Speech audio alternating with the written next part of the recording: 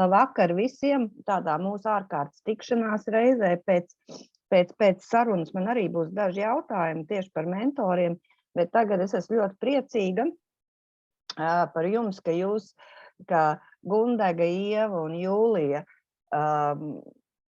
teiksim, pēc daudzo gadu klusēšanas, 2 gadu klusēšanas nevis saņēmās, bet ar prieku aizbraukt uz Milānu, lai piedalītos Eiropas Donnas tādā interešu aizstāvju treniņā vai apmācībā, var teikt. Un Eiropa Donna ir Eiropas krūts vēža organizācija apvienība, un mēs kā Dzīvības koks, mēs esam arī dalība organizācija. Varbūt, ka tagad ar jūsu iekļaušanos šeit mēs kļūsim aktīvāku organizāciju. Mēs kaut kā tādi pasīvi esam pēdējos gadus palikuši, bet, pieņemsim, ka viss mainīsies uz labu. Un es tagad došu vārdu šīm mūsu varonīgajām, tagad ļoti gudrajām interešu aizstāvībām meitenēm par to, ko nozīmē šīs starptautiskās apmācības, vai uz tām ir vērts braukt un kādas ir tās idejas, ko pašas guva un ko varbūt mēs te varam ieviest tagad, es nezinu, tuvāko gadu laikā. Paldies, es tad dodu jums vārdu. Viennozīmīgi. Jā. Paldies, mani sauc Jūlija. Es droši vien, kā mēs jau vienojamies, es palūkšu uzreiz Gundegu pārslēgt uz nākamo slaidu. Un jā, ko jūs teiktu par aperolu? Kā būtu, ja es jums tagad piedāvātu aperola glāzi vai vispār aperolu kā tādu? Droši vien, ka tas jautājums un tas bildes izskatās nedaudz tā kā izaicinoši un provokatīvi, bet tas bija viens no momentiem, ko mūs iemācīja Eiropa Donna komunikācijas speciālisti par to, kā jāsaka prezentācija un kā obligāti vajag sākt ar kaut ko, kas piesaista cilvēku uzmanību. Un šajā gadījumā tik tiešām bieži vien, ja mēs runājam par tādu tā kā melnu humoru, tad onkoloģisko pacientu vidū tā saucamā sarkana ķīmija tiek sauktā par aperolu, kas pašlaik ir ļoti populārs alkoholiskais kokteils. Labi, nākamais slaids. Runājot par organizāciju Eiropa Donna, tā ir ļoti, ļoti liela un spēcīga organizācija, kas atrodas Eiropā, un tā apvieno 47 dalībvalstis. Ne tikai no Eiropas kā tādas, jo principā, ja jūs apskatītos to sarakstu, tad šeit arī ir tādas valstis kā Kazahstāna, Kirgistāna, Moldova, un arī dažas citas, Šveice, kas tā kā ir Eiropa, bet nav Eiropas Savienība.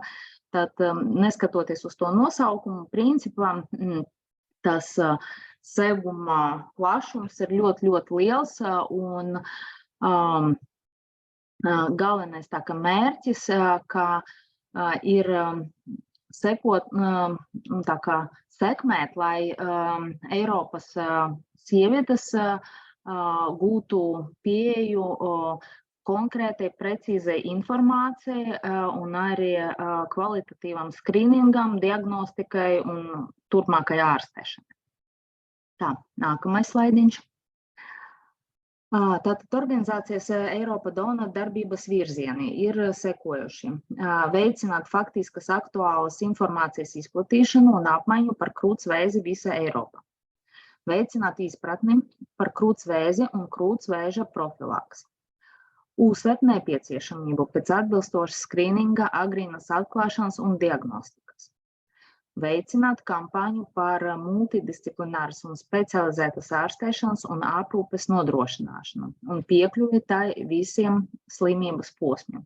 Proti no paša sākuma, no diagnostikas un attiecīgi neatkarīgi no tā posma, vai cilvēks iziet ķimioterapiju, vai viņam tiek nodrošināta operācija, vai viņš turpina lietot hormonu zāles, tad runājiet tieši par šo.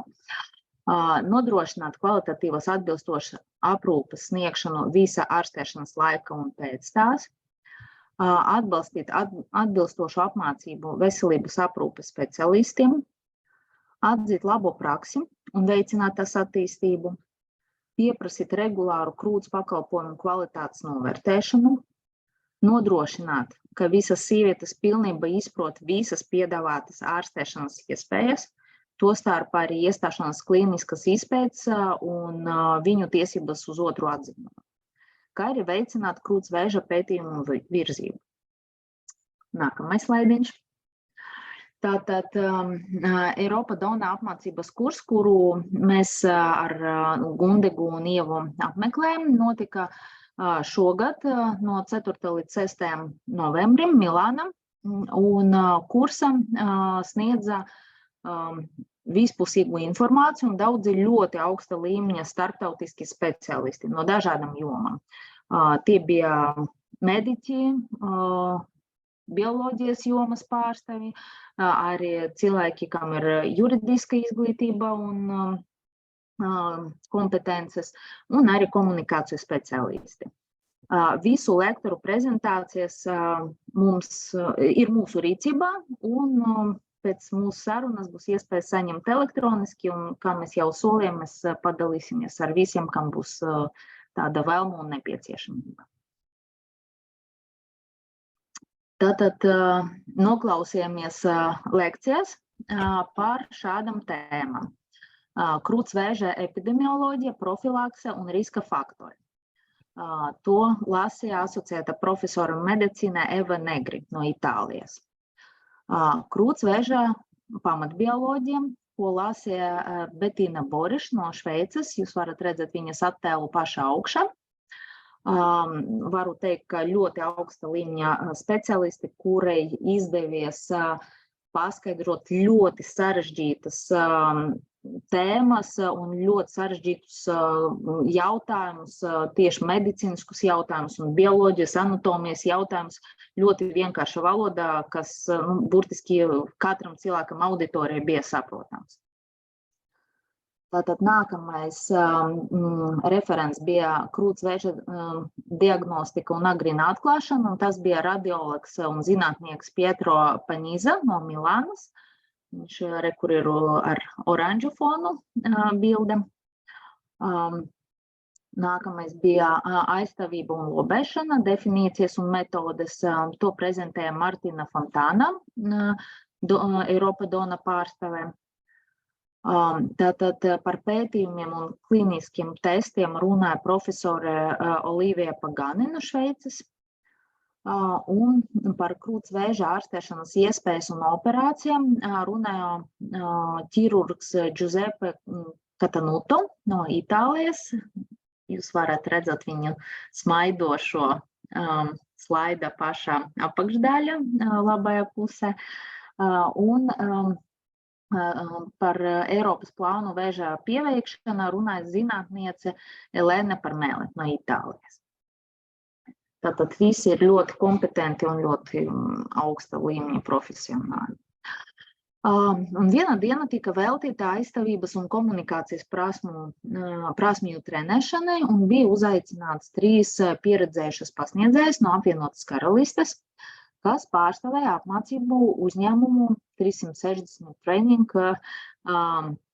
kur ir viņu dati, un caur dažādām praktiskām nodarbībām vai tā saucamiem workshopiem mēs trenējāmies uzstāties publikas priekšā, piesaistīt uzmanību, aizstāvēt savu viedokli un runāt ar pārliecību. Kā arī bija visādi praktiski vingrinājumi gan par prezentāciju, gan par telefoniskam sarunam, gan par komunikāciju ar žurnālistiem. Un ļoti vērtīgiem mēs bijām sadalīti 3 grupās ar tādu domu, ka lai tie cilvēki, teiksim, no vienas un tās pašas valsts un ar vienu un to pašu pieredzi tā kā nepārklātos un lai katram būtu iespēja izveidot tā kā savu pieredzi un arī savus kontaktus un savu viziju un izpausties un arī dot savu sniegumu pārējiem, kas bija iesaistīti. Nākamais slaidiņš, lūdzu. Tā, runājot tieši par krūts vēziem. Es tagad pārņemu stafeti no tevis, vai ne? Droši, jā. Tur man šķiet, ka vēl viens slaidiņš tur būs, bet man nav iebildumu. Mēs jau visus varam runāt un papildināt vienu otru. Jā, droši, Gundega, protams.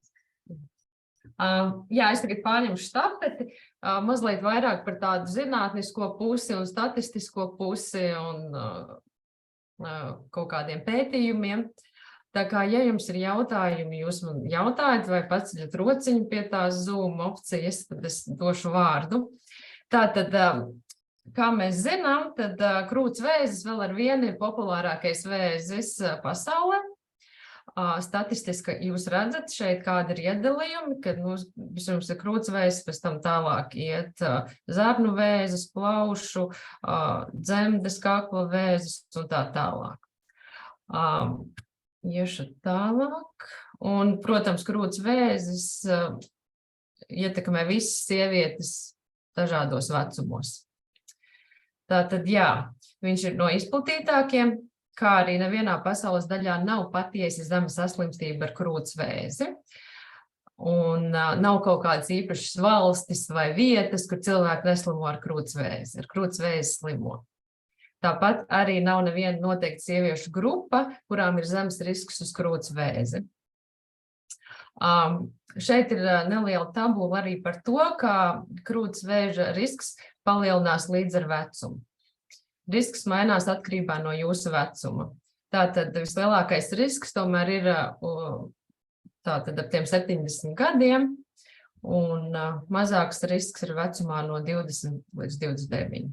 Bet kā jau jūs arī zinat, un mēs zinām, tad risks, tad vēzis nešķiro, un ne tautību, ne dzīvesveida, neko, tas vienkārši tas tā notiek, un par to es tālāk arī stāstīšu. Arī tad tieši tas, atgriežoties mazliet pie tā vecuma, kas ir visbiežāk vēzi tieši piemeklē ap to 70 gadu vecumu, tas arī ietekmē mirstību. Šeit jūs redzat nelielu tādu arī schēmu par to, cik daudz ir gadījumi un pretēji mirstībai. Un, protams, visvairāk gadījumi te ir tad Austrālijā un Jaunzēlandē, un tad, protams, uz Āzija ir vismazākie. Mirstības rādītāji nav noteikti, tāpēc, ka tas ietekmē arī ilgdzīvi. Mums tagad mēs arvien ilgāk dzīvojam, līdz ar to tas vēzis ir biežāk un arī tā mirstība ir lielāka. Bet arī krūts vēža mirstības rādītāji patstāvīgi samazinās. Pēdējo 30 gadu laikā tas ir samazinājies par aptuveni 35%. Un kāpēc? Tāpēc, kad ir uzlabojusies medicīna. Hormonu aizterapijas lietošana, skrīninga uzlabojumi, uzlabojumi agrīnā diagnostikā, ārstēšanas uzlabojumi, kas arī mums ir pieejami. Mazliet par klīniskiem pētījumiem, ko es gribēju ieskicēt, ir, es nezinu, vai jūs esat pazīstami ar tādām zālēm kā denosumab. Viņas tiek lietotas osteoporozes slimniekiem. Tas ir klīniskais pētījums. Es zinu, ka Amerikā viņu lieto un vēl Anglijā viņu lieto un vēl dažās valstīs. To pielieto jaunām sievietēm agrīnā diagnostikā estrogēna un progesterona pozitīvā krūts vēža gadījumā. Tā ir tāda tā kā sistēma, ko lieto 3 gadus, citreiz vairāk. Ievedot osteoporozes zāles 2 reizes gadā, viņas tā kā ieveda kalciju kaulos, kas palīdz pasargāt kaulus no iespējamām vēža šūnām. Latvijā to neizmanto, bet es zinu, ka stradiņu slimnīca, tāpēc, ka tas nav vēl tā, kā varētu pateikt, tie klīniskie traili, kas ir tie klīniskie pētījumi, viņi vēl līdz daudzām valstīm nav nonākuši. Mums Latvijā viņš vēl nav akceptēts. Bet es zinu, ka stradiņu slimnīcās daži dakteri to pielieto, austrumu slimnīcā to nepielieto. Teorētiski to var prasīt, ja ārsts to nepiedāvā. Un tas ir arī noteiktos gadījumos, ka to var prasīt. Un tad to var dabūt tā kā zem galda, diemžēl. Bet citur Eiropā tas ir ļoti populāri. Viņš tiešām arī palīdz samazināt to risku jaunām sievietēm, ka varētu veidoties kādas metastāzes kaulos. Ejam tālāk, grūtniecības sievietēm, kas ir pēc hormonu terapijas, tas ir arī jauns pētījums, par ko viņi runāja, kad arī, ja jaunām sievietēm ir tas hormonālais krūts vēzis un tev 10 gadus ir tā hormonu terapija, pēc tās hormonu terapijas var veiksmīgi iznāsāt bērnu un dzemdēt bērnu un turpināt dzīvot. Un tas arī ir viens pētījums, pie kā viņi tagad strādā un kaut kāds process, kā tas notiek. Bet tas ir iespējams. Tas nozīmē, ka jaunas sievietes ar krūts vēzi viņām ir iespēja. Un tas nav obligāti ar olšūnu iesaldēšanu vai citām metodēm. Tās var būt dabīgās metodas pēc hormonu terapijas. Tālāk par metastātisko vēzi. Es zinu, ka bija daži jautājumi par to, pirms mēs aizbraucām, bet viņi daudz par to nerunāja, bet kā es šeit esmu arī uzrakstījusi, tad tagad metastātiskam vēzim tas galvenais ir ārstēšanas ilguma uzturēšana. Kā arī viņi pieminēja, un mēs arī satikām vairākas sievietes, kuras gadiem dzīvo ar metastātisko vēzi. Principā tā ir ārstēšanas uzturēšana, un kas lēnām ievirza metastātisko vēzi kā hroniskas slimības virzienā. Un tiešām tur bija sievietes, gan arī bija viena no Anglijas un vēl viena bija, kurai pateica, ka viņai būs jādzīvo 5 gadi, un viņa turpina dzīvot jau 20 gadus ar metastātisko vēzi. Un, protams, taču uzlabojās visu laiku gan medikamenti, gan iespējas, gan procedūras. Tā kā tas ir tāds, man liekas, liels pluss patreiz, kas notiek.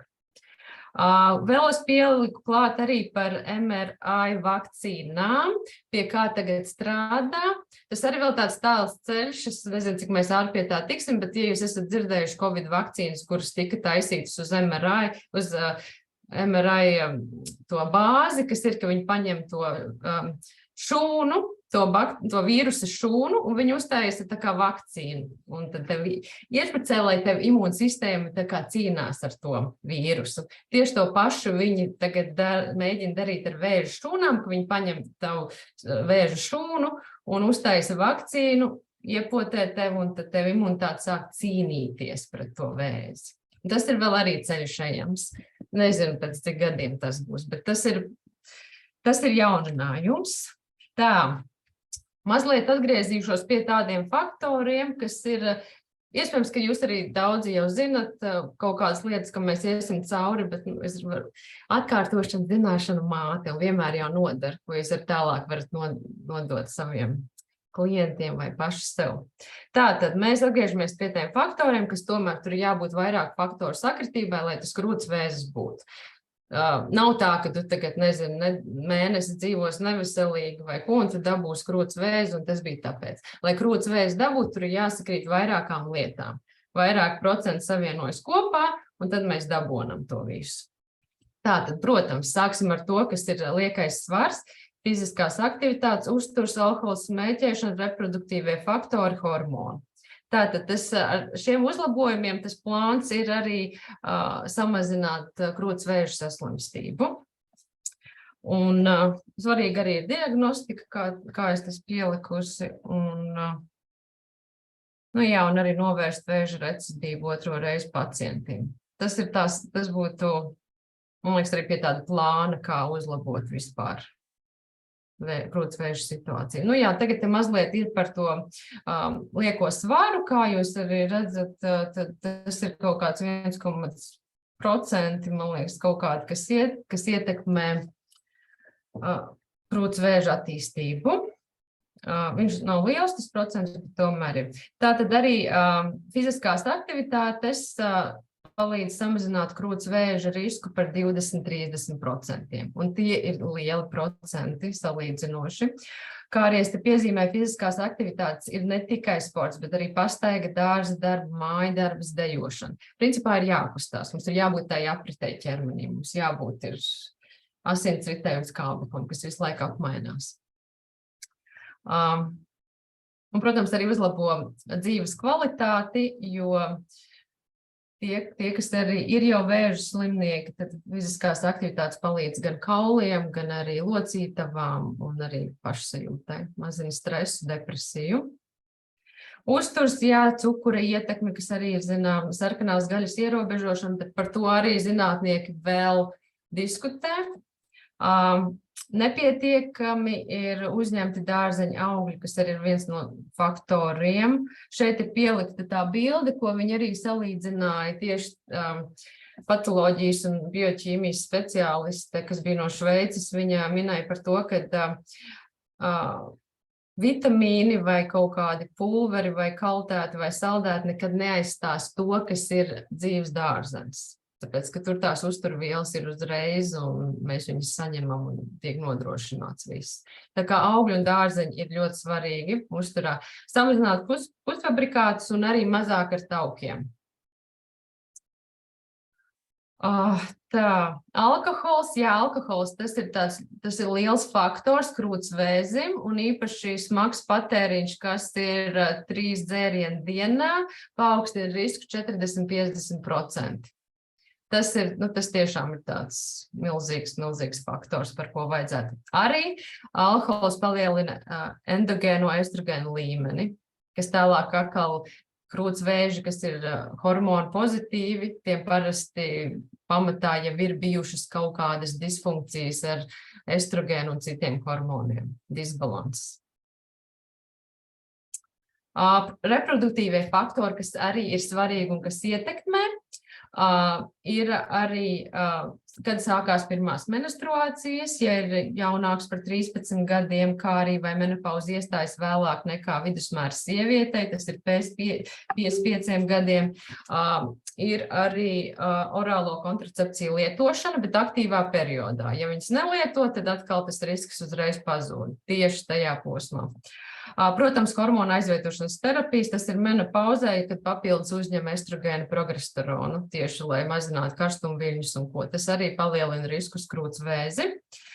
Tātad, tā agrīnā diagnostika, kas ir ļoti svarīga, tas būs interesanti tālāk, jo visas šīs metodes ir ļoti svarīgas tieši diagnostikā, kas ir klīniskais novērtējums, mamogramma, ultraskaņa, magnētiskā rezonanse un intervences procedūras.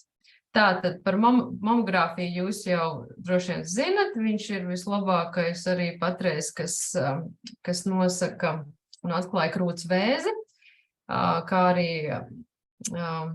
kalcija daudzumu krūtīs.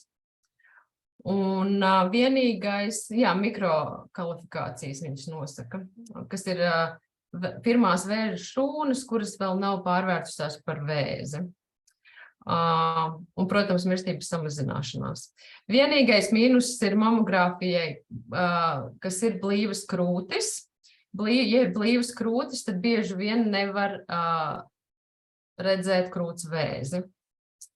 Un pie kā mēs atgriezīsimies, kad visas šīs tehnikas ir savā starpā saistītas. Ja viens rīks kaut ko neredz, tad būs kāds cits rīks, kas to redzēs. Un citreiz notiek kļūdas, kad mēs aizējam uz ikgadējām mamogrammām un mums neko neatrod, un izrādās mums ir blīvas krūtis, kas īstenībā neko neredz. Bet ja mēs aizietu uz teiksim, magnētisko rezonanci vai ultrasonogrāfiju, tur iespējams redzētu to labāk.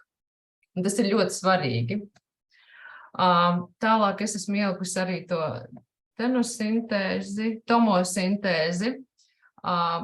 kas atkal ir plus, ja kādā citā metodē kaut ko neredz. Viņš labāk redz tieši, kad ir kaut kādi aptumšojošie pārklājumi. Kā jūs redzat, arī labāk bojājuma pamanība un raksturojums uzlabojas tieši uz invazīvo vēzi noteikšanu uzlabojas, jā. Un vienīgais mīnus, atkal šeit ir, ko es esmu ielikusi, es iešu atpakaļ, kā es iešu atpakaļ, kad ir tā staru deva, tā radiācijas staru deva. Mamogrāfija, kā arī šeit tie demogrāfiskie dati ir, vajadzētu veikt 40–50 gadu vecumā reizi gadā, vai pēc tam pēc 52 reizi gadā. Ja ir ģenētika, tad biežāk. Un krūts vēža skrīnings arī šeit ir aptuveni tie gadi, bet mēs jau zinām, ka tas nestrādā, jo sievietes dabūna krūts vēzi 30 gados. Un tad ko darīt tā? Tad ir tas ieteikums, jebkurā ginekoloģiskā apskatē, taisīt krūts sonogrāfiju. Un tas ir ātri, tas nav kaitīgi, vismaz reizi gadā vai reizi 2 gados, jo tā būs tā agrā noteikšanas metode. Un pēc tam tālāk var skatīties, ja ir kaut kādas aizdomas, tad var iet uz nākamajiem aparātiem. Un tā ir tā ultraskaņa, kas arī ir ļoti laba metode, kā izskatīt krūtis. Bet tas arī atkarīgs no speciālista, un nevar noteikt agrāko stadiju, un nevar noteikt, ja ir daudz taukauda, taukains krūts. Tad mēs atkal nonākam, ka kāda metode, ne visiem visas metodas strādā. Un kā mums ieteica radiologs apmācībās, kad vajadzētu izmantot visas šīs metodas. Bet kā to realizēt, droši vien par to ir vērts padomāt. Magnētiskā rezonanse, protams, tā ir vislabākā, un tā iedos 98%. Mīnus ir tas, kad ir, iedos 80%. Mīnus ir tas, ka viņi maksā dārgi. Un šeit es pierakstīju, ka ir svarīgi pielietot visas metodes. Šeit ir mazliet par... Bet, man liekas, tas arī bija no manas puses viss, un man liekas, tālāk es dodu vārdu Ievai, vai ne, Ieva? Ja varbūt kādam ir kādi jautājumi. Ok, jā, mēs varam pagaidīt jautājumus, un es varu pārņemt vārdu. Es gan mazliet vēlāk taisījos, bet es varu arī tagad sarunāt. Labs vakars, es gribēju uzdot jautājumu. Tagad, lūdzu, jūs ļoti daudz runājāt par šīm dažādām metodēm. Vai Eiropā ir kaut kādas vadlīnijas, kurās ir noteikts, kādos gadījumos tās izmeklējums tiek piemērots? Jo, principā, mums Latvijā tiek sūtīts uz mammogrāfiju, vēlāk uz UZI un vispār par tādu kā magnētisko rezonanci tieši krūts diedzeriem vispār netiek runāts, jo arī šie speciālisti, kas veic aprakstus, rentgenologi ārsti, viņi jau arī droši vien mācās speciāli krūts diedzeru aprakstu pie magnētiskās rezonances izmeklējuma veikšanas. Jūs, protams, ļoti smuki, ļoti plaši izstāstījāt par tiem dažādiem veidiem, jo varbūt mūsu ārsti nemaz nezin par to tādu pieeju un par tādām iespējām, ka pastāv, jo ne visi onkologi apmeklē šīs starptautiskās konferences. Vai viņiem ir kaut kādas vadlīnijas vai kā? Tagad es, piemēram, esmu pacients un es eju pie ārsta un saku, dod man to. Viņš saka, tev tur nav nekā, dod man to. Un, teiksim, ka pēdējā izmeklējumā magnētiskajā rezonansē tomēr parāda, ka tur ir. Jo, kā jūs minējāt, magnētiskās rezonanses izmeklējums ir dārgs, bet varbūt šim ārstam būtu uzreiz jānozīmē šis magnētiskais rezonanses izmeklējums, jo gala rezultātā nozīmēt uzreiz šo dārgo izmeklējumu patiesībā sanāks lētāk nekā, ja viņš izies visas šīs stadijas. Mammogrāfiju, ultraskāņu un TT un tādā. Vai ir kaut kur tas aprakstīts? Paldies! Jā, vadlīnijas ir, vai viņas ir aprakstītas un kādas viņas ir Latvijā, es precīzi nemācēšu teikt, bet tā vadlīnija ir sekojoša. Pirms ir ultrasonogrāfija. Vienalga, vai jūs sataustat vai kaut ko, tad sāk ar ultrasonogrāfiju. Tur viņi apskatās, kas tur ir, jo tur atkal redz līmfas, tur redz šķidrums, kas tev krājās. Ja tev ir bumbulis, tad tur būs šķidrums redzams. Tālāk, ja viņiem nepatīk nekas pēc sonogrāfijas, viņi nosūta uz mammogrāmu. Mammogrāmā tālāk atkal tu redzi tos kalciju, jo sonogrāfijā nevar redzēt arī kalciju. Mammogrāmā tu redzi atkal detalizētāk, precīzāk. Pēc tam, ja viņiem atkal nepatīk kaut kas tur, un viņi nevar skaidri pateikt, un arī vēl ņem vērā citus faktorus, kas ir ar veselību saistīti vai pašsajūtu vai asinsaimu, tad viņi nosūta uz magnētisko rezonanci, kas ir vēl detalizētāks. Ir tā, ka katrs speciālists strādā savādāk, un ir grūti. Jā, es tagad arī nemācēšu no viņa puses atbildēt, kā viņi, bet tā vadlīnija būtu tāda, kad sāc ar sonogrāfiju, mammogramu un pats pēdējais ir magnētiskā rezonanse, ja viss ir kārtībā. Es atļaušos iejaukties, jā, ir tādas vadlīnijas par diagnostiku un arī par ārsteišanu. Man šķiet, ka krūts vēzis ir viena no nedaudzajām onkoloģiskajām slimībām, kurām šīs vadlīnijas ir arī Latvijā izstrādāts. Viņas visas tiek strādāts balstoties uz Eiropas krūtsvēžu apvienību vadlīnijām un arī ļoti daudz skatās arī uz Ameriku, teiksim, uz tām vadlīnijām. Tā kā vadlīnijas noteikti ir un runājot par tiem izmeklējumiem, es domāju, ka tas ir tikai un vienīgi naudas jautājums, kāpēc sāk ar to vienkāršāko un iet uz sarežģītāko, jo mums veselības aprūpē ir tik nauda, cik ir, un kā mēs zinām, tās nepietiek. Tieši tāpēc mums visu laiku ir jācīnās par to, lai jo būs vairāk līdzekļu, jo būs vairāk pieejami šie, teiksim, precīzākie izmeklējumi uzreiz, izlaižot tos posmus par varbūt netik precīziem. Bet vadlīnijas ir.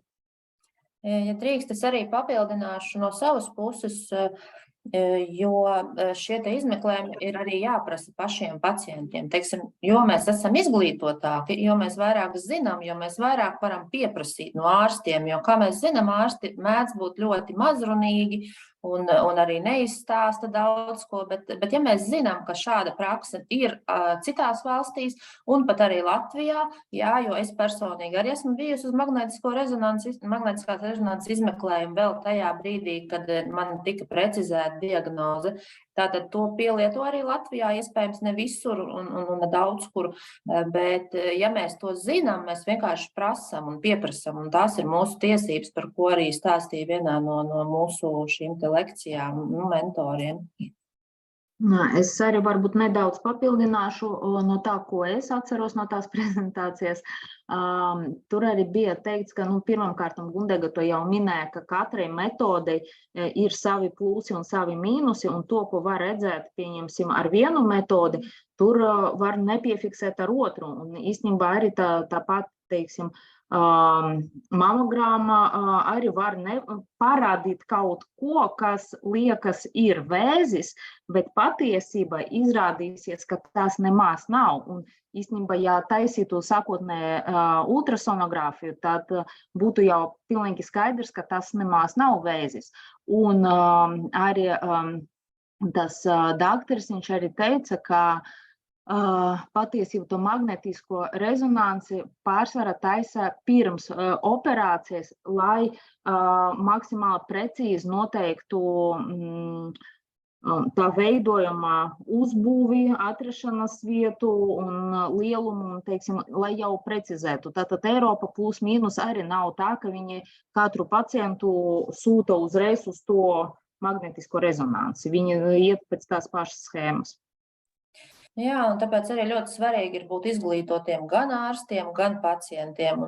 Un diemžēl, droši vien Latvijā ne visi ārsti ir pietiekami izglītoti, kā minēja arī jautājumu uzdevēji, ka ne visi ārsti apmeklē tās konferences, kuras vajadzētu un uzklausīt šo informāciju. Bet, tāpēc arī mēs varam mēģināt kaut ko darīt un kādā veidā popularizēt tās lietas.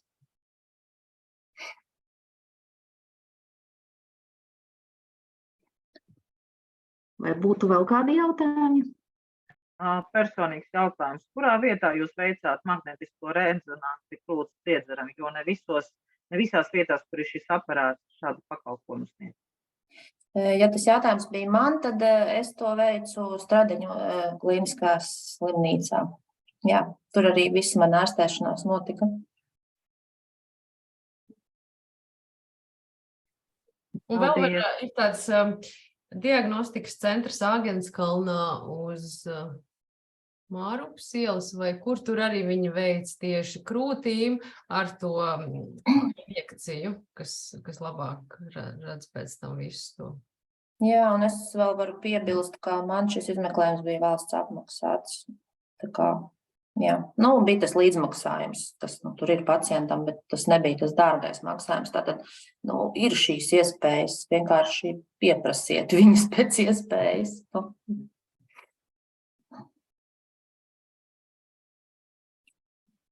Ir vēl jautājumi tagad par līdz šim stāstīto?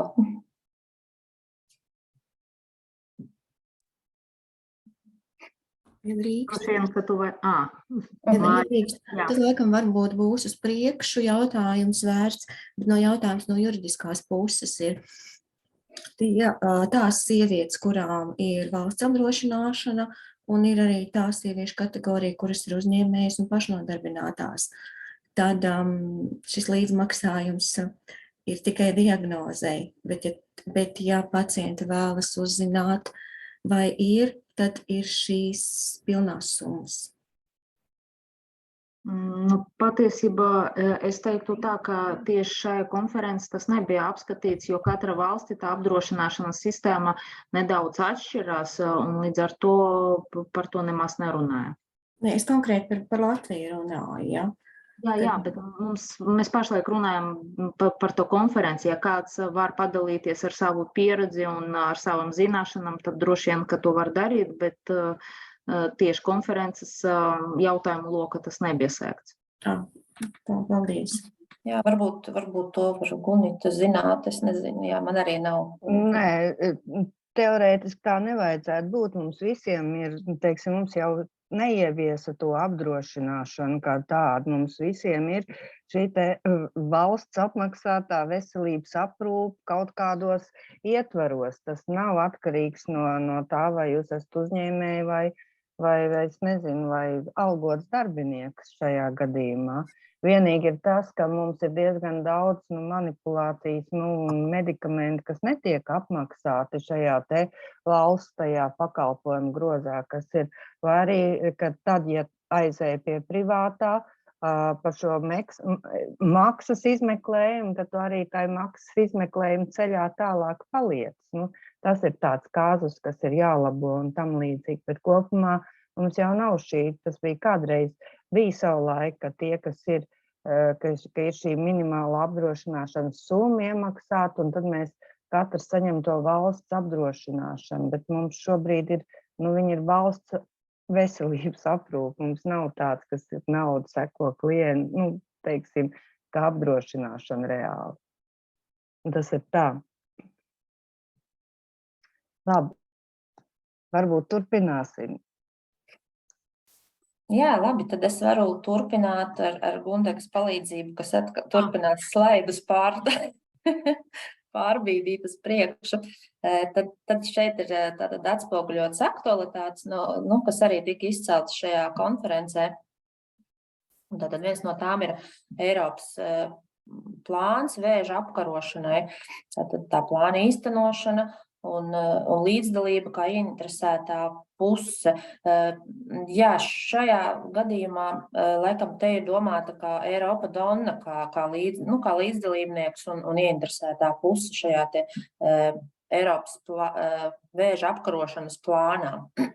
Tad, līdz ar to, kā dalībnieks arī dzīvības koks sanāk, ka ir līdzdalībnieks visā šajā programmā. Tālāk mamogrāfijas skrīnings un krūts vēža pakalpojums saskaņā ar Eiropas Savienības vadlīnijām. Tātad te mēs atkal pieskaramies pie tām pašām vadlīnijām, ko jau iepriekš minēja Gundega un par ko bija jautājums. Un tātad viņas arī tā kā ir visiem kopīgas, vismaz krūts vēža gadījumos. Eiropas komisijas iniciatīva par krūts vēzi un kvalitātes nodrošināšanas schēma. Tālāk, Eiropas Savienības rezolūcijas par krūts vēzi un rakstiskas deklarācijas. Tālāk ir nodrošināt pacientu informētību un labāko praksi. Tad šīs ir visas aktualitātes, ko es tagad uzskaitu, ar ko nodarbojas arī tāpat Eiropa Donna un arī līdzīgas organizācijas dažādās valstīs. Un ko mēģina tā kā aktualizēt savā valstī. Tālāk nacionālajie un starptautiski atjauninātie krūts vēža reģistri. Pie šī es varētu piemetināt, ka jā, arī Latvijā joprojām tas krūts vēža reģistrs ir tāds karstais kartupelis un joprojām viņš nav līdz galam. Ne tikai krūts vēža, bet vispār vēža pacientu reģistrs kā tāds. Un varbūt arī šis ir jautājums, kurā tas vēža reģistrs ir iekļauts tajā Latvijā tika pieņemts vasarā apstiprināts onkoloģijas attīstības plāns, vai kaut kā tā viņi sauc, onkoloģiskās aprūpes. Un tur vēža reģistram pat finansējums ir paredzēts, ka vēža reģistru sāk veidot, viņam kaut kad nākamgad būtu jābūt kaut kādā gatavības stadijā. Tas tiek kaut kas darīts, jā. Jā, super, tad vismaz kāds solis ir spērts šai virzienā, cerams, ka arī turpināsies. Tātad arī dažādi pētījumu virzība, ģenētika, genomika un personalizēta pieeja krūts vēzim, krūšu veselības diena, izdzīvošana un dzīves kvalitāte un blakus parādību pārvaldība. Tad arī šīs visas ir tās aktualitātes, par ko tiek runāts un arī ir jāturpina runāt. Lūdzu tālāk, Gundaga.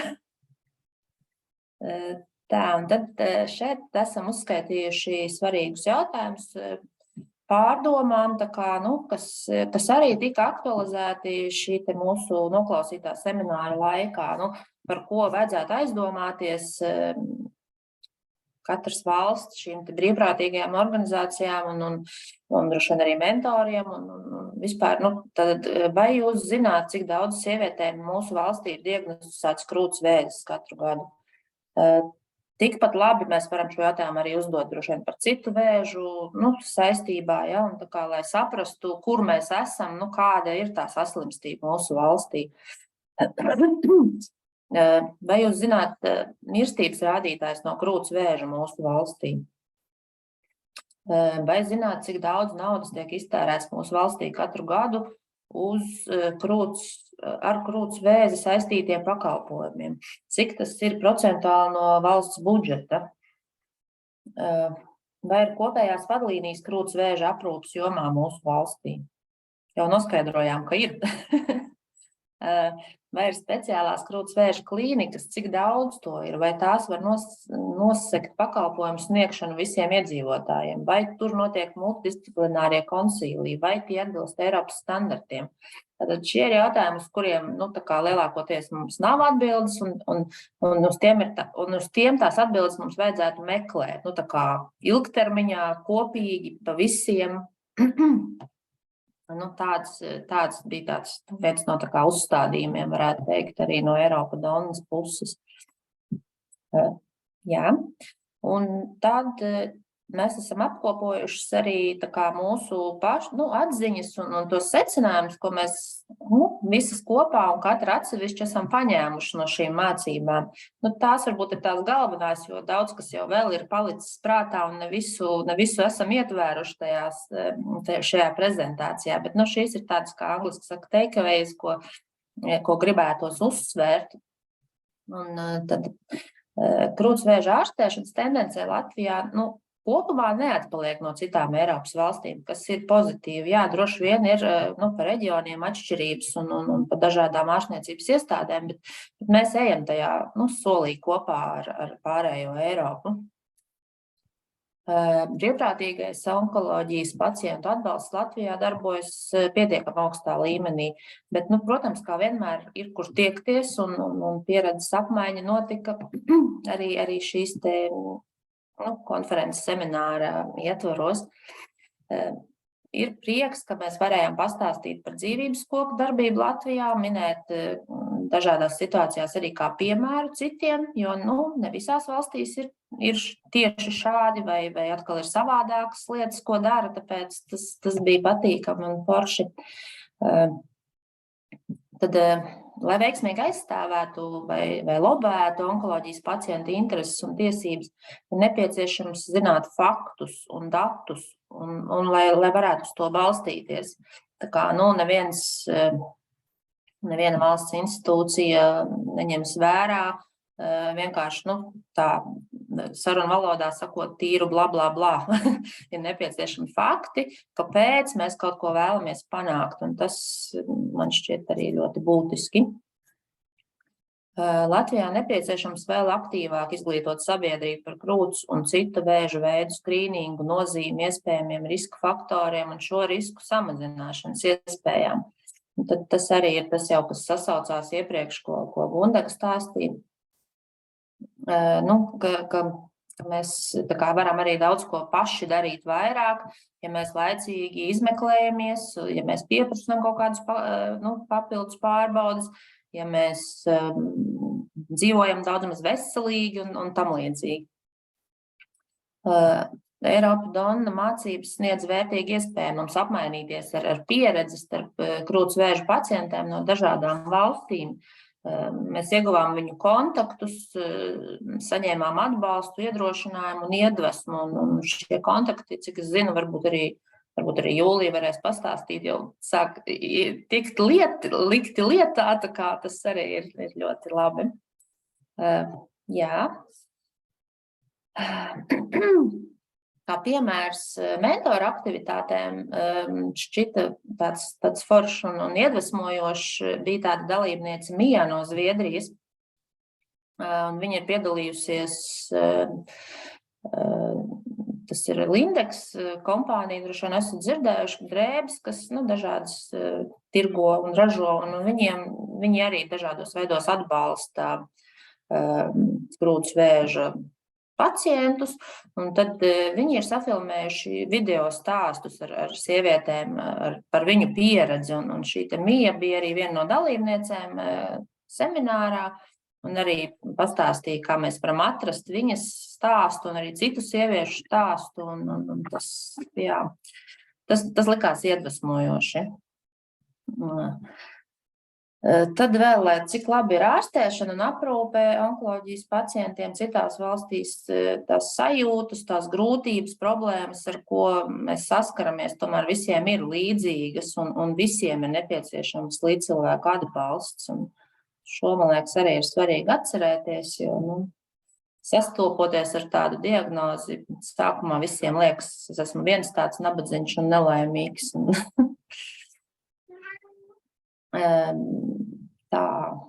Brīvprātīgās onko pacientu atbalsta biedrības var izmantot reklāmu Google AdWords bez maksas. Šo es pierakstīju speciāli dzīvības kokam.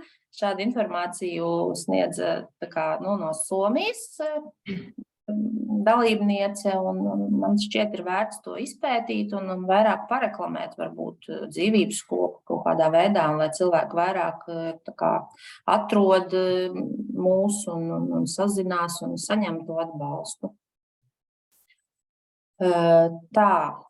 Vēl viens secinājums. Agrāk hormonu terapija nozīmē tikai uz 5 gadiem, jo nebija statistikas par dzīvildzi pēc 5 gadiem.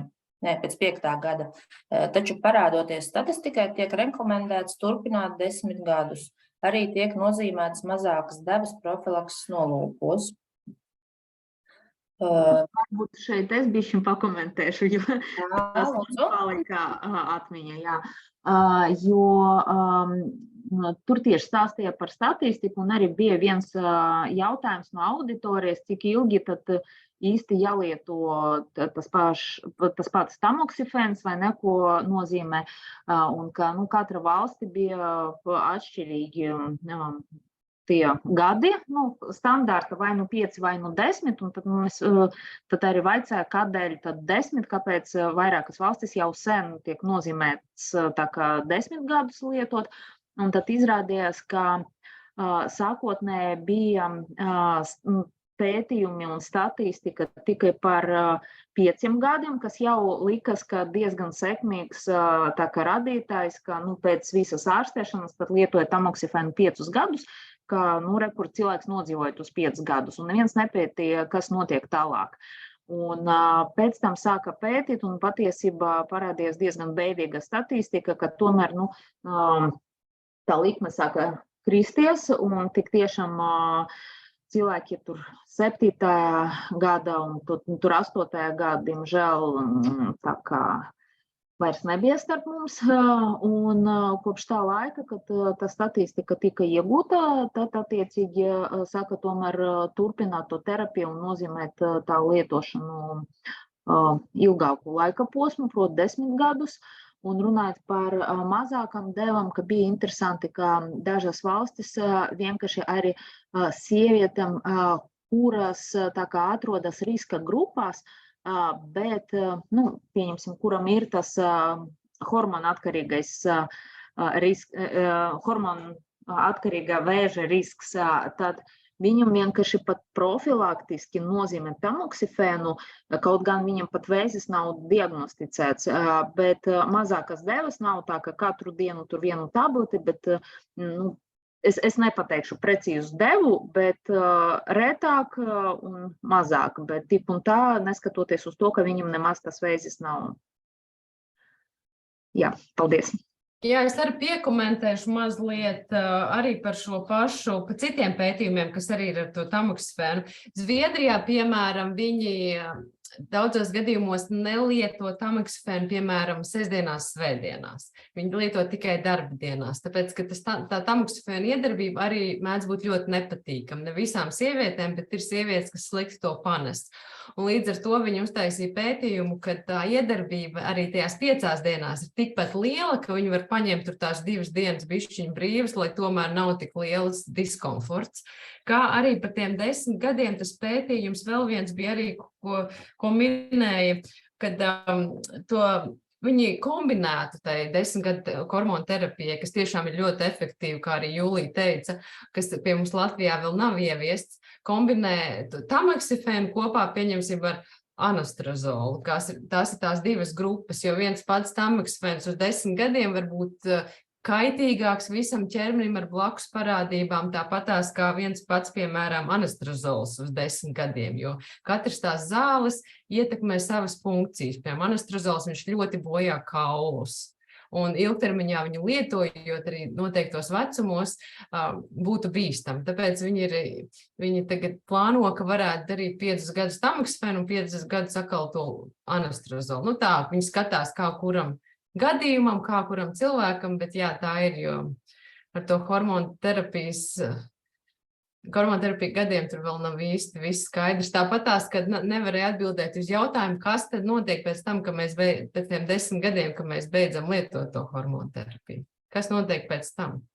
Kā mēs tālāk, piemēram, dzīvojam? Cik mums bīstams ir tas estrogēns vai progesterons nākotnē?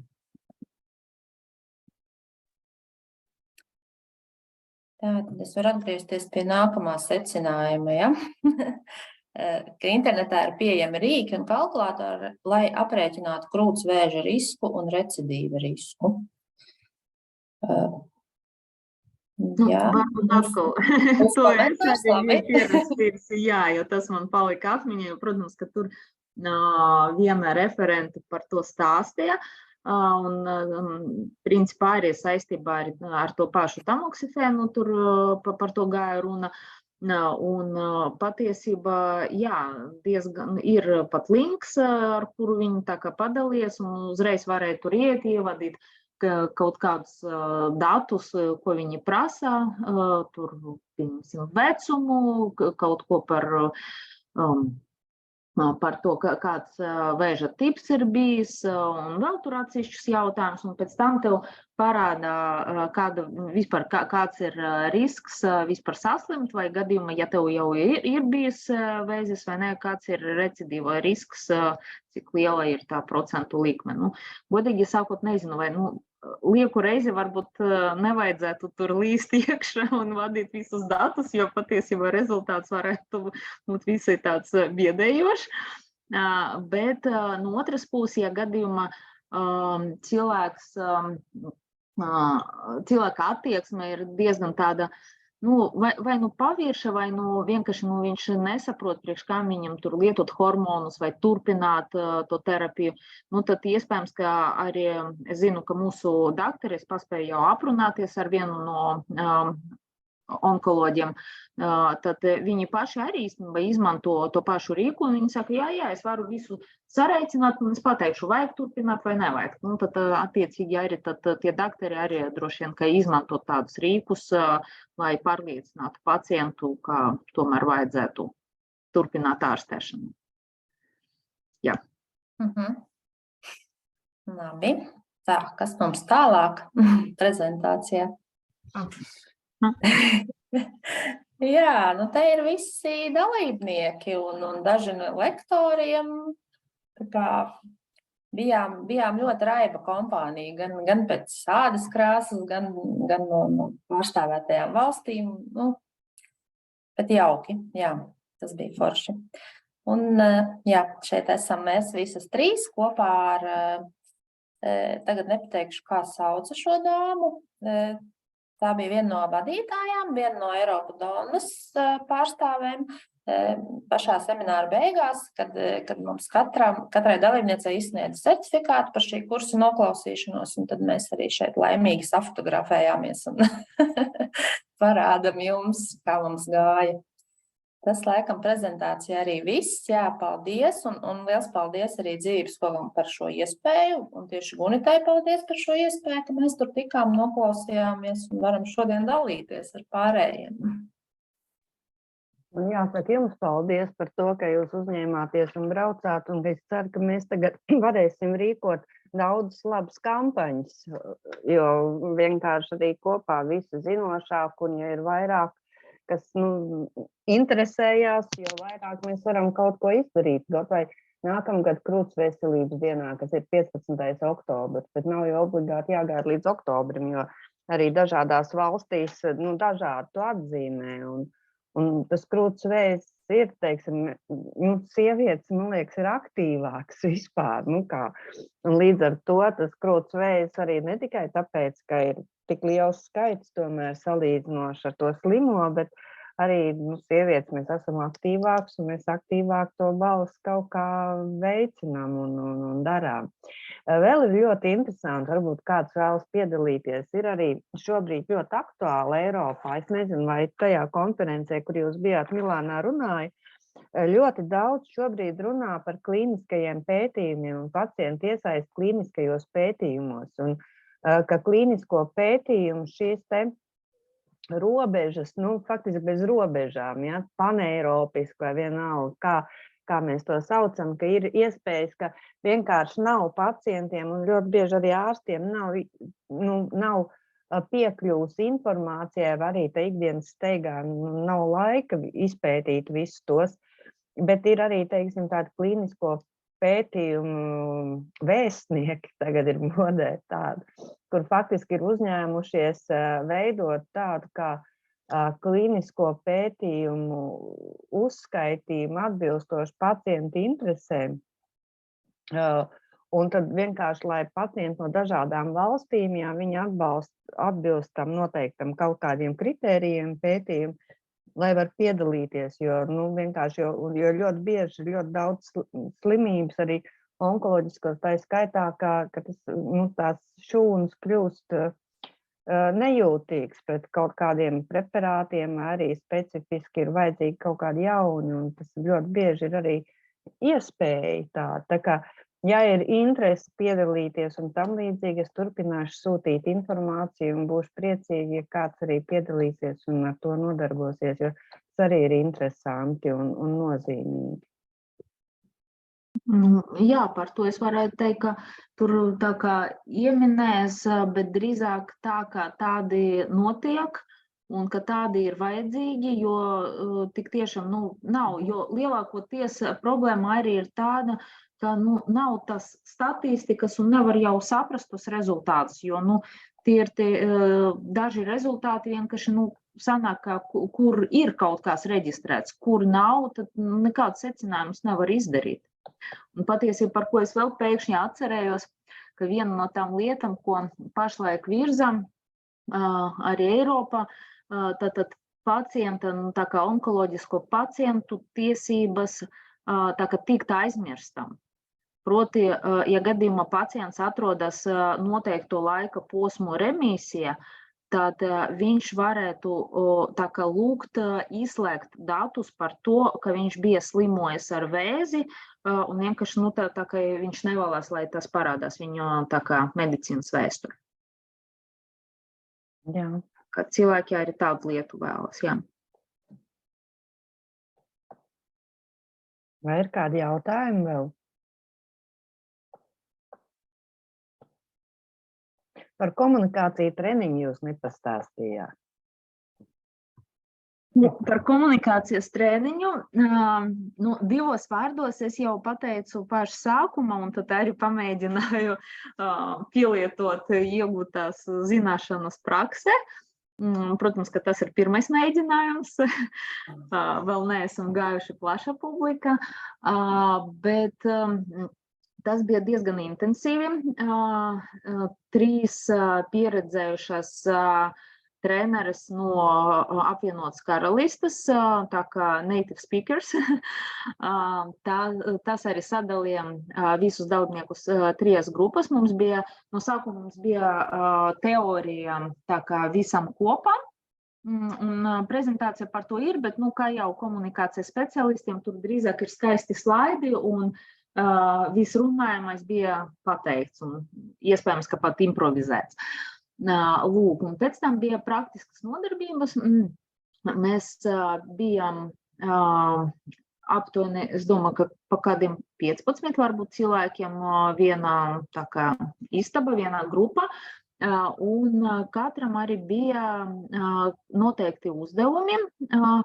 Tad, protams, ka tur no sākuma arī vajadzēja stādīties priekš, un es domāju, ka mēs ar dāmām ļoti veiksmīgi arī tā kā pareklamējam Latviju, jo es pieņemsim katram dalībniekam vaicāju, kad jūs pēdējo reizi bijat Latvijā, tad viņi saka, kur tas ir, tad bija iespēja izpausties, kur tas ir un kas te ir par valsti, un vispār kā pie mums ir ļoti skaista daba, un ka mēs ļoti, ļoti labprāt gaidītu visus ciemos pie mums.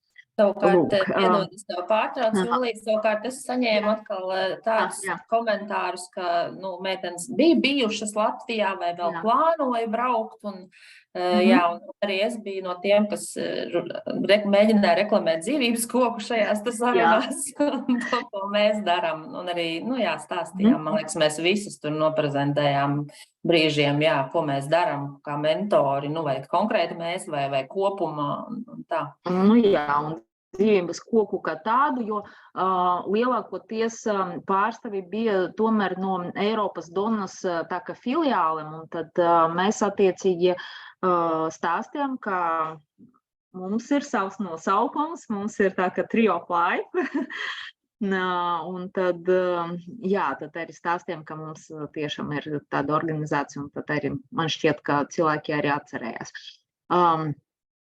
Kas vēl bija? Mums mācīja runāt ar žurnālistiem, ar tiem, kas nav īpaši pretim nākoši, kas ir tādi vai negatīvi noskaņoti, vai ir ļoti aizņemti.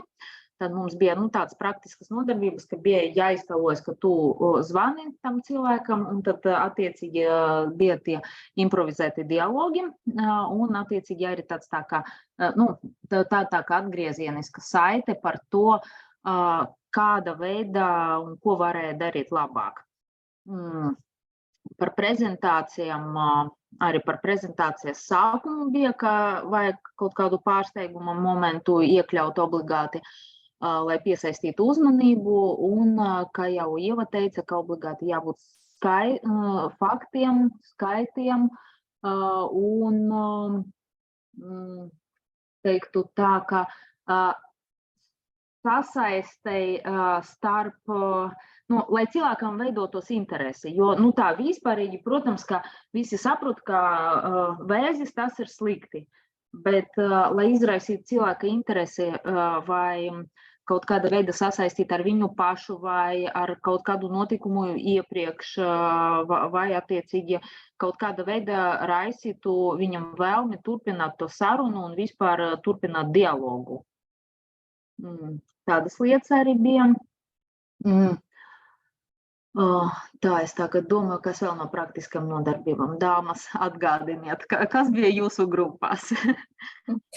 Ja es pareizi atceros, tad, man liekas, mums arī rādīja un stāstīja par to tieši, kā gatavot vajadzētu prezentāciju, tā kā, lai viņi būtu uzskatāmā un tā.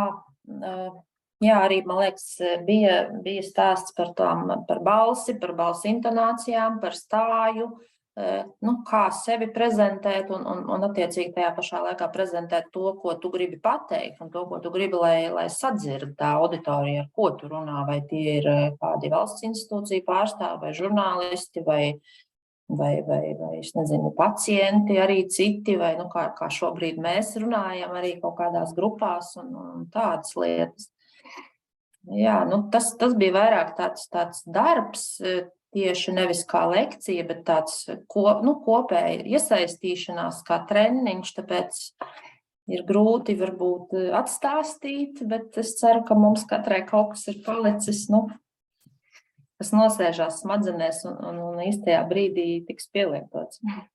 Jā, mana grupa arī bija tāda nianse, ka tieši tur trāpījās vairākas pārstāves no Kirgistānas un tur Kazahstānas nebija, respektīvi es jau minēju pašu sākumu, bet tādam bijušajām padomju valstīm, un viņam bija ļoti lielas problēmas ar angļu valodas zināšanām, jo reāli viņas arī lielākoties arī nebija pacients, viņi bija speciālistas, jo tur piedalījās ne tikai pacientus, bet arī dakteri, mediķi un tur fizioterapeiti, respektīvi cilvēki, kas iesaistīti visā šajā joma, un man sanāca diezgan daudz uzņemties tā kā tulka funkciju, jo viņas nesaprata angliski, tad man vajadzēja uz vienu pusi tulkot angliski, mēģināt uztvērt to, kas no manis tiek tā kā gribēts, un attiecīgi atkal vēl nodot to informāciju, ko viņas arī runāja tālāk. Tad bija vispār tāds ļoti izaicinājumiem pilns moments. Jā. Bet izdevās, jā. Vislabāk.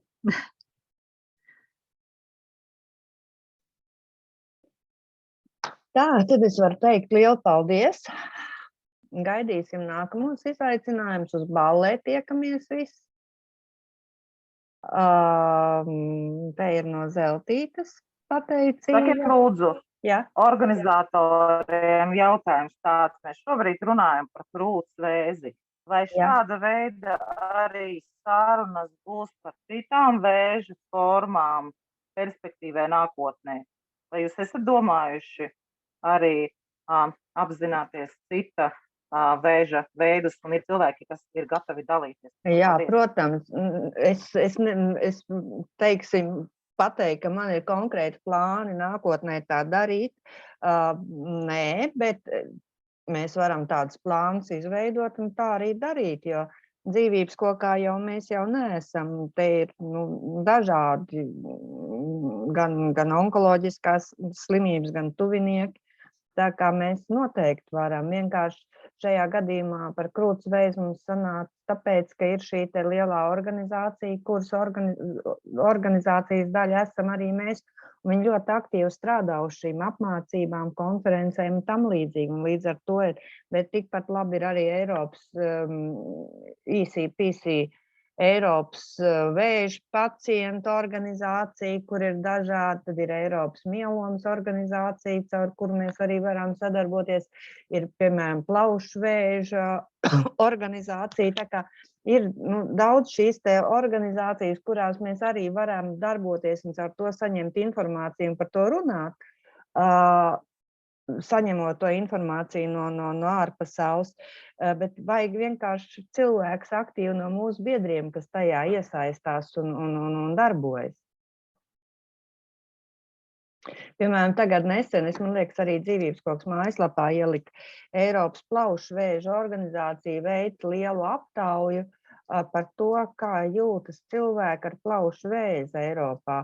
Un neidentificējot pēc valstīm, un tie secinājumi, kas ir, viņi ir tādi, ka pirmkārt, līdzīgi kā jūs jau teicāt, esot tur, ka faktiski tās problēmas, kas ir šeit Latvijā, viņas jau neatšķirās Eiropas līmenī radikāli no citām. Labi, varbūt Zviedrija ir tāda advancētāka, teiksim, dažādos jautājumos un tam līdzīgi. Bet kopumā tās problēmas jau ir kaut kur līdzīgas, un par viņām runājot, tad viņas var arī risināt. Tā kā mēs, ja ir idejas, ja ir ierosinājumi, mēs esam atvērti un gatavi. Un es esmu arī teikusi, ka mēs jau varam rīkot arī webinārus, seminārus, mēs varam pieaicināt speciālistus, piemēram, par kādu konkrētu onkoloģisku slimību ir interese, ka grib satikt vai parunāt ar kādu tieši šīs jomas speciālistu Latvijā, mēs varam. Tagad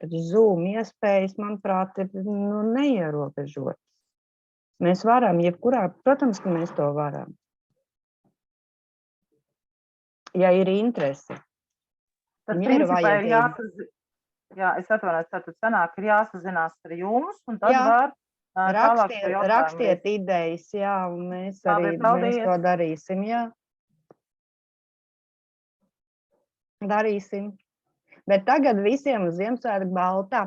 Visi, kas šodien piedalījās, jūs man visi esat taču mentoru sarakstā manā WhatsApp lapā, vai ne? Man nav neviens jauns. Es gan drošības pēc izsūtīšu vēl visiem pieteikšanos, ja gadījumā kāds nav. Jo... Man liekas, ka es neesmu WhatsApp grupā. Jeļena, jūs neesat, jā? Jā. Nē, man ir telefona numuriņš 26 39 39 55. Jā, 26 39 55, jā? Jā, 26 39 39 55. Varbūt es varu atļauties un nedaudz pastāstīt varbūt par sevi.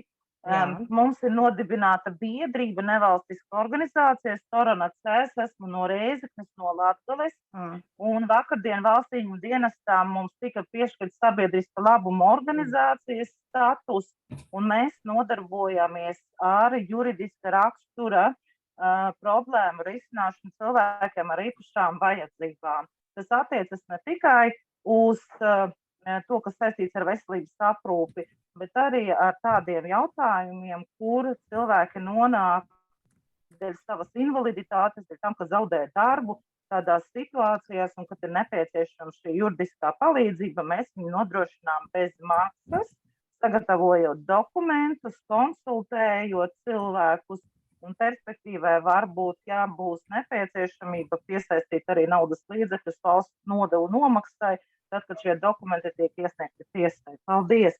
Un telefonu numuriņš es jau nosaucu. Jā, es jūs pievienošu, skatījos, ka te arī Zeltīte rakstīja, ka viņa pirmo reizi piedalās. Vai jūs, Zeltīte, arī esat gatavi kļūt par mentoru, vai arī jūs pievienot mentoru sākstam? Lai gan droši vien labāk būs, ja es izsūtīšu atkal visiem e-pastu. Tad ir rakstīts, tad var izdrukāt, ielikt mapītē un tad apskatīties, ja kaut kas pazūd. Tā kā to es noteikti rakstīšu. Tā, vai ir vēl kāds? Es arī neesmu WhatsApp grupā jums, Gunita. Māja, jūs būtu ar mieru? Mentoram? Jā. Jā, es arī pieteicu, jā. Jā. Man liekas, bet es labāk tad izsūtīšu visiem e-pastu, un tad jūs man atbildēsiet, un tad man būs smuki, viss es tad pievienošu. Tā sadāk, jā, Zeltītes redzēju, Modrīte arī. Es tad izsūtīšu, lai kāds neapvaidojas, lai es kādu tagad nav klāt un tam līdzīgi, un tad mēs visu to tā arī izdarīsim. Tā, tad es gribu pateikt lielu paldies visiem par iedvesmu. Paldies par to, ka jūs esat, jo man liekas, ka mūsu mentoru grupa tagad ir tāda ļoti spēcīga un forša, un mēs esam daudz, mēs kāds 60-70 cilvēki jau esam.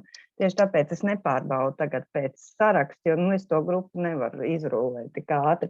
Bet es tur pievienošos, un man šķiet, ka mēs visi taču tiksimies pirmdienu Ziemassvētkos. Es gribu pateikt, ka scenāriju mēs vēl neesam uzrakstījuši.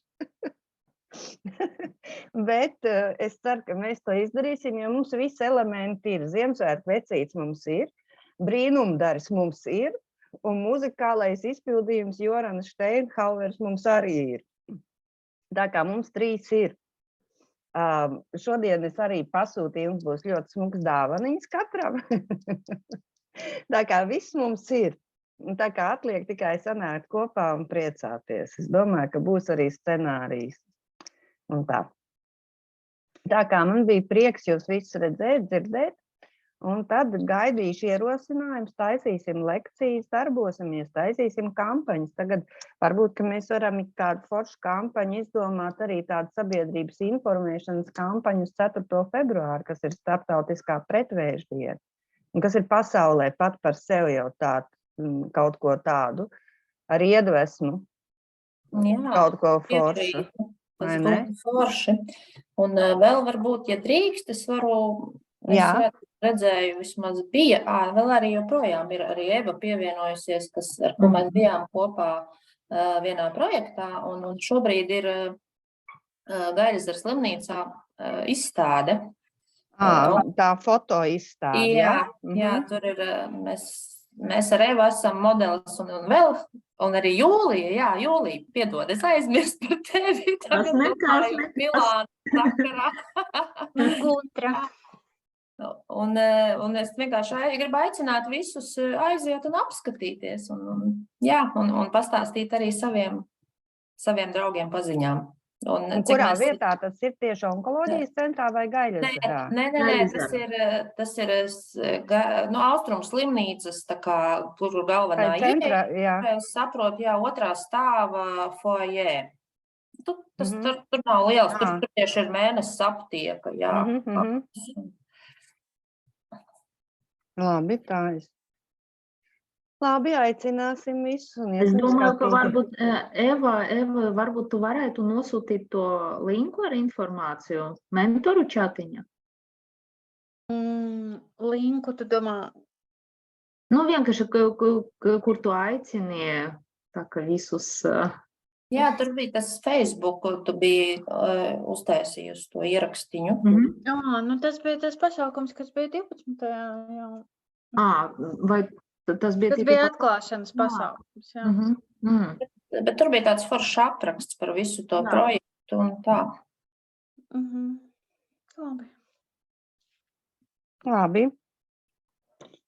Labi, tad paldies visiem. Starp citu, Eva, kā sokas ar grāmatas pārskatīšanu? Pamazām man tagad grūts periods. Labi, bet tas paliek spēkā. Es to arī saku, man vienkārši lēnāk domājās, bet drusku domājās. Bet es arī ar Aigu to Veckalni runāju. Viņa man aptuveni ciparus nosauca. Jā, man ir pierakstīts, es jums pārsaucu. Labi, sarunāt. Labi, paldies, viss notiks. Un dzīvības kokam 24. gadā būs 20 gadi. Tā kā nākamgad būs jātājas kaut kas foršs tāds, lai sagaidītu. Labi, paldies jums liels un uz tikšanos Ziemassvētkos. Patiešām visu gaidīsim. Un ja kāds nav piereģistrējies, nebaidieties. Reģistrācija ir vienkārši tikai zināšanai. Nav nekāds ķeksīši netiks nekur vilkt. Labi? Gaidīsim uz tikšanos. Paldies jums visi. Paldies, tiekamies. Atām.